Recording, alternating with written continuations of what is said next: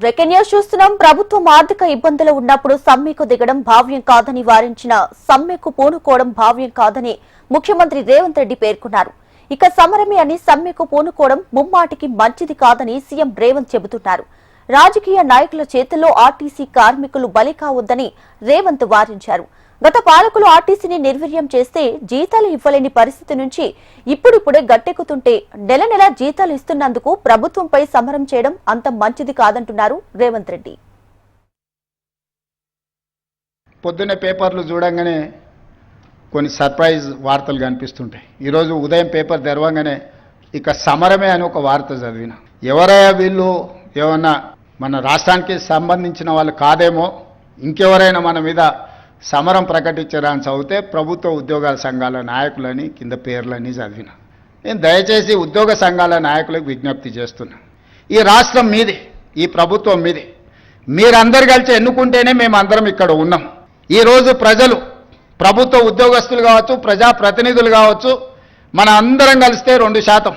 ప్రభుత్వంలో పనిచేసే ప్రతి ప్రభుత్వ ఉద్యోగి లెక్క కడితే 3.5 లక్షలు ఉంటారు దాదాపుగా. ఒక 3 లక్షల మంది కాంట్రాక్ట్ అవుట్సోర్సింగ్ ఉద్యోగస్తులు ఉంటారు.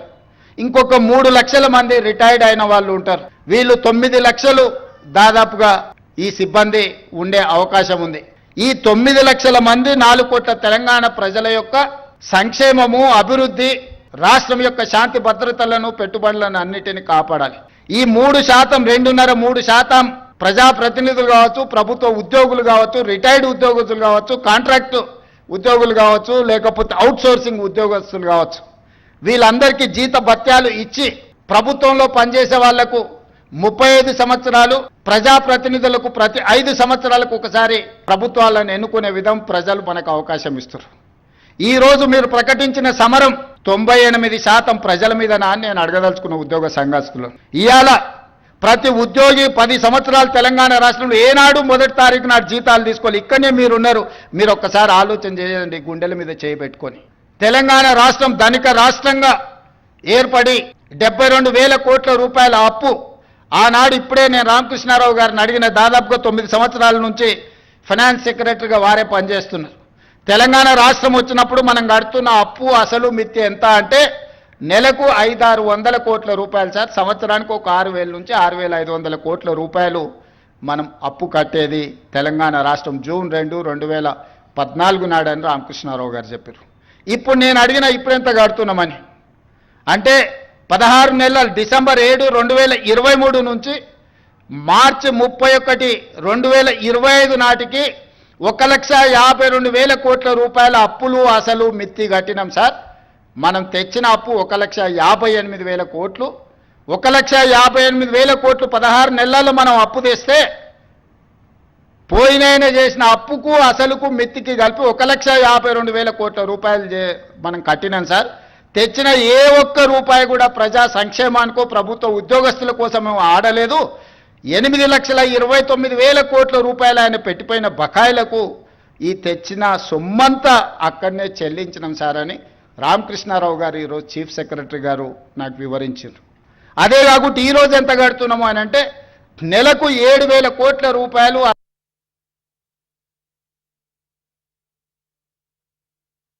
దయచేసి ఉద్యోగ సంఘాల మిత్రులకు, నాయకులకు నేను విజ్ఞప్తి చేస్తున్నా, ఇది ప్రజాప్రభుత్వం, ప్రజల కోసం పనిచేస్తున్న ప్రభుత్వం. ఏదైనా విషయం ఉంటే చర్చించండి, మాట్లాడుకుందాం. ఈరోజు కూడా నేను స్పష్టంగా చెప్తున్న వేదిక మీద నుంచి, ప్రతి నెల ఈ తెలంగాణ రాష్ట్ర ప్రభుత్వానికి వస్తున్న ఆదాయం 18,000 నుంచి 18,500 కోట్లు. కానీ ప్రతి నెల నాకు కనీస అవసరాలు తీర్చడానికి 22,500 కోట్ల రూపాయలు కావాలి. ఈరోజు మీకు ఇచ్చే జీతాలు కానీ, మీ పెన్షన్స్ కానీ, లేకపోతే ఈరోజు సంక్షేమ పథకాలు కానీ, రాష్ట్రంలో ఉన్న పనులు చేయడానికి 22,500 కోట్ల రూపాయలు కావాలి. 4,000 కోట్ల రూపాయలు ప్రతి నెల ఆదాయం తక్కువ ఉంది. అప్పుడప్పుడు ఆశా వర్కర్లు అంటుంటారు మా జీతం రాలేదని, ఇంకోసారి అంగన్వాడీ వాళ్ళు అంటుంటారు, ఇంకోసారి అవుట్సోర్సింగ్ వాళ్ళు అంటుంటారు. మా రామకృష్ణారావు గారు, మా బట్టి విక్రమార్క గారు చేస్తున్నది ఏంటంటే ఓ నెల ఈయన కాపీ ఆయనకి ఇస్తుండు, ఒక నెల ఈయన కాపీ ఆయనకి ఇస్తుండు, అడ్జస్ట్మెంట్ బడ్జెట్ పద్మనాభం పనులు చేస్తున్నారు. ఉన్నది 18,500 కోట్లే. 18,500 కోట్లల్లో ఈరోజు 7,000 కోట్ల రూపాయలు అప్పుకు పోయింది. 5,000 నుంచి 5,500 కోట్ల రూపాయలు మీ జీత భత్యాలకు పోయింది. 13,000 కోట్లు పోయిన తర్వాత నా చేతిలో మిగులుతున్నది 6,000 కోట్లు నికరంగా. ఈ 6,000 కోట్ల పెన్షన్ ఇవ్వాలన్నా, వృద్ధాప్య పెన్షన్ ఇవ్వాలన్నా, రైతు రుణమాఫీ చేయాలన్నా, రైతు భరోసా ఇవ్వాలనా, షాదీ ముబారక్ ఇవ్వాలనా, కళ్యాణ లక్ష్మి ఇవ్వాలనా, ఫీజు రియంబర్స్మెంట్ కట్టాలనా, ఏమేం పథకాలు చేయాలి? ఈ అన్ని పథకాలు చేయాలంటే నాకు 22,000 కోట్ల చిల్లర కావాలి. ఈ 18,000 నుంచి 18,500 కోట్లలోనే ప్రతిరోజు కూర్చొని రూపాయి మీ జీత భత్యాలు నెల జీతం వస్తే ఇంటి ఖర్చు ఎంత, పాల ఖర్చు ఎంత, హాస్పిటల్ ఖర్చు ఎంత, పిల్లల ఫీజులు ఎంత, మీరెట్లా ప్రణాళికలు చేసుకుంటున్నారో ఈ రాష్ట్ర ప్రభుత్వాన్ని నడుపుతున్న నేను కూడా అట్లనే ప్రణాళిక వేసుకొని రూపాయి ఎక్కడ ఉంది, ఎక్కడ ఖర్చు పెంచకుండా దుబారా మొత్తం తగ్గించి ముఖ్యమంత్రిగా ఎక్కడికి పోయినా నాకు ప్రత్యేక విమానం తీసుకొని పోవచ్చు. ప్రత్యేక విమానం కాదు కదా, మామూలు విమానంలో కూడా ఎకానమీ టికెట్ కొనుక్కొని పోతున్న, విదేశాలు పోతే కూడా ఫస్ట్ క్లాస్ ఏది కావాలన్నా ముఖ్యమంత్రికి ఆ హోదా ఉంటుంది. నేను ఆ టికెట్లు కూడా కొనుక్కోవడం లేదు, చాలా నార్మల్ సామాన్య ప్రయాణికులతో నేను ప్రయాణం చేస్తున్నా. ప్రతి దగ్గర మా ఖర్చులను తగ్గించుకొని నియంత్రించుకొని నేను ఎవరికి చెప్పలే ఈరోజు వరకు. ఎందుకు చెప్పలేదంటే అదేదో చెప్పుకుంటే గొప్పలాగా ఉంటే బాధ్యతగా భావించి దుబారా తగ్గించి ప్రజలకు చేయగలిగింది చేసి ప్రభుత్వ ఉద్యోగస్తులకు మొదటి తారీఖు నాడు జీతం ఇవ్వకపోతే ఆ కుటుంబాలు ఎట్లా నడుస్తాయని నేను ముఖ్యమంత్రి పదవి చేపట్టిన నాటి నుంచి రామకృష్ణారావు ఏది ఏమైనా అక్కడ సూర్యుడు ఇక్కడ మొలిచినా మొదటి తారీఖు నాడు మన ఉద్యోగస్తులకు జీతాలు ఇవ్వాలని ఈ 16 నెలలు మీకు జీతాలు ఇచ్చిన మీరే కదా ప్రత్యక్ష సాక్షి. గతంలో మీకు ఏం కావాలన్నా విడతల వారిగా మీ జీతాలు వచ్చేది. మరి ఇవాళ మీకోసం పనిచేస్తున్నా, ప్రజల కోసం పనిచేస్తున్నా, మీరు వేరు, మీరు మేము అందరం కలిస్తేనే ప్రభుత్వం. నేను స్పష్టంగా ఉద్యోగ సంఘాల నాయకులకు చెప్పదలుచుకున్నా, మీరు వేరే మేము వేరే కాదు. మీరు మేము కలిసి 99% ప్రజలకు మంచి చేయడం కోసం మనం ఇక్కడ ఉన్నాము.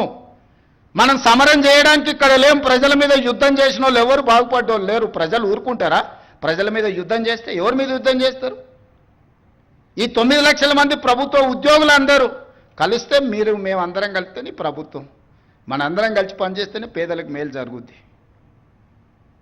రాజకీయ నాయకులు రాజకీయ పార్టీల చేతుల్లో పావులుగా మారకండి అని చెప్పి నేను ప్రభుత్వ ఉద్యోగ సంఘాల నాయకులకు విజ్ఞప్తి చేస్తున్నా. రాజకీయ నాయకులకు ఉంటుంది ప్రభుత్వాన్ని అస్థిరపరచాలని, ఈ ప్రభుత్వాన్ని బద్నాం చేయాలి, ఈ ప్రభుత్వం సాఫీగా నడవద్దని కొన్ని రాజకీయ పార్టీలకు ఆ నాయకులకు ఉంటుంది. మీరు వాళ్ళ ఉచ్చులో పడి వాళ్ళ చేతుల పావులుగా మారి వాళ్ళ చేతిలో చురకత్తులుగా మారి ప్రజల గుండెల్లో కూర్చాలనే ప్రయత్నం చేస్తే అది గాయమవుతుంది తప్ప దానివల్ల ఏం లాభం లేదు. నన్ను కోసినా కూడా 18,500 కోట్ల రూపాయల కంటే ఎక్కువ ఆదాయం లేదు. ఏం చేస్తారా ఆయనను? చెప్పురు ఉద్యోగ సంఘాల నాయకులను అడుగుతున్నా, ఏం చేస్తారు? నన్ను కోసుకుంటే తింటారా? వండుకొని తింటారా? ఏం చేస్తారు? లేదు, ఉన్నదే 18,500 కోట్లు. ఎట్లా వంచుదామో చెప్పండి. ఏది ఆపమంటారో చెప్పండి. వృద్ధాప్య పెన్షన్లు ఆపమంటారా? ఉచిత కరెంట్ ఆపమంటారా? షాదీ ముబారక్ ఆపమంటారా? ఏ ఆపమంటారో చెప్పండి. ఏది ఆపుతారో ప్రజలకు చెప్పండి. అయ్యా మీది ఆపేసి మేము బోనసులు తీసుకుంటాం, మేము జీతాలు పెంచుకుంటాం, మేము అన్నీ మేము దినంగా మిగిలితేనే మీకు ఇస్తాం రైతు ప్రజలకు చెప్తా అంటే చెప్పండి. బహిరంగ సభ ఏర్పాటు చేద్దాం, 10 లక్షల మందిని చేస్తా. ఉద్యోగ సంఘాలే నాయకులు మాట్లాడండి, మేము ఈ చిట్టి ఇచ్చిన ముఖ్యమంత్రికి దీని ప్రకారం పరిపాలన జరుగుతుంది అనేది ఇదొక మార్గం. లేదంటే 100 రూపాయలు ఉన్న పెట్రోల్ 200 చేద్దామా చెప్పురి. 30 రూపాయలకి ఇచ్చే బియ్యాన్ని 60 రూపాయలు చేద్దామా చెప్పురి. పప్పు, ఉప్పు, చింతపండు, బెల్లం ధరలు 2 చేద్దామా చెప్పురి. ఏది పెంచుదామో చెప్పుండ్రి. ఎక్కడ ధరలు పెంచుదామో చెప్పుండ్రి.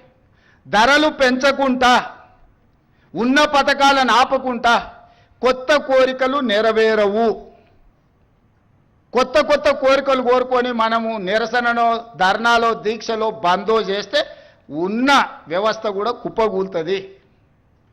ఉన్నది కుప్పగూల్చుకుంటే ఇంకా మళ్ళీ తిరిగి తేరుకోవడానికి కూడా ఇంకేం లేదు.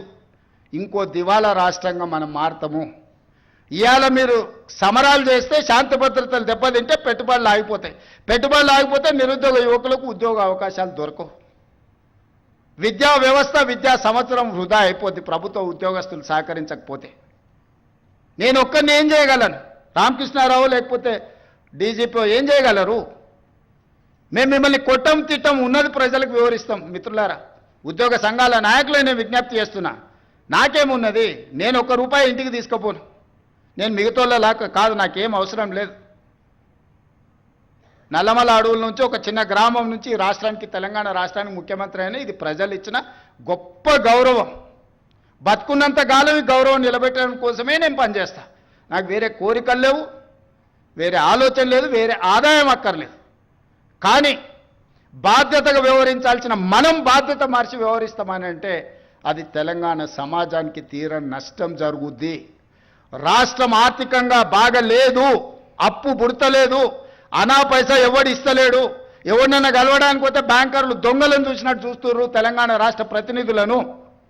ఎవడు ఢిల్లీకి పోతే అపాయింట్మెంట్ కూడా ఇస్తలేడు, వీడు వస్తే చెప్పులు కూడా ఎత్తుకుపోతాడేమో అన్నట్టుగా ఆ పరిస్థితి ఉంది దేశం ముందల.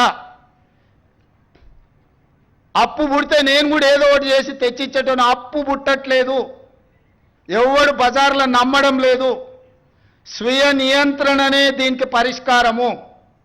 ఉన్నంతలో గౌరవంగా సంసారాన్ని నడిపితే బజార్లో ఎవడైనా నమ్ముతాడు. వీధికెక్కి రచ్చ చేసుకుంటే, కుటుంబం పరువు బజార్లో పడేసుకుంటే ఎట్లుంటుందో, ఉద్యోగ సంఘ నాయకులారా, రాష్ట్ర ప్రభుత్వం అనేది మన కుటుంబము. ఈ పరువును బజార్లో మీరు పడేస్తాము అనంటే కుటుంబ పెద్దగా వద్దు అని నేను విజ్ఞప్తి చేస్తున్నా. దయచేసి విషయాన్ని అర్థం చేసుకోండి. లెక్కలు కావాలంటే మా ఆర్థిక మంత్రికి చెప్తా, లేకపోతే మా చీఫ్ సెక్రటరీకి చెప్తా, వచ్చి కూర్చోండి, అనా పైసతో సహా మీరే లెక్క కట్టండి.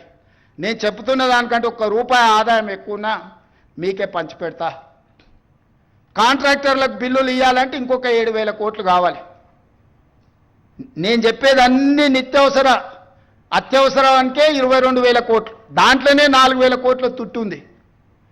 ఇక ఆయన పెట్టిపోయిన 50,000 కోట్ల రూపాయల కాంట్రాక్టర్లకు పాత బకాయిలు ఇవ్వాలంటే నెలకి 7,000 కోట్లు కావాలి.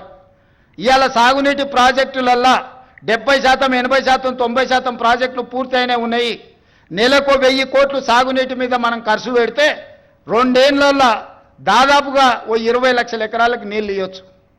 ఇవాళ రాష్ట్రం మొత్తం నెలకు మొత్తం ఇన్ఫ్రాస్ట్రక్చర్, R&B కావచ్చు, పంచాయతీరాజ్ కావచ్చు, ఇరిగేషన్ కావచ్చు, any other department for development works, I'm not able to spend even 1,000 crores. ప్రతి నెల రాష్ట్రంలో జరుగుతున్న కాంట్రాక్టులు, పనులకు బిల్లులు చెల్లించాలంటే 1,000 కోట్లు కూడా దొరకడం లేదు, 1,000 కోట్లు కూడా రావడం లేదు.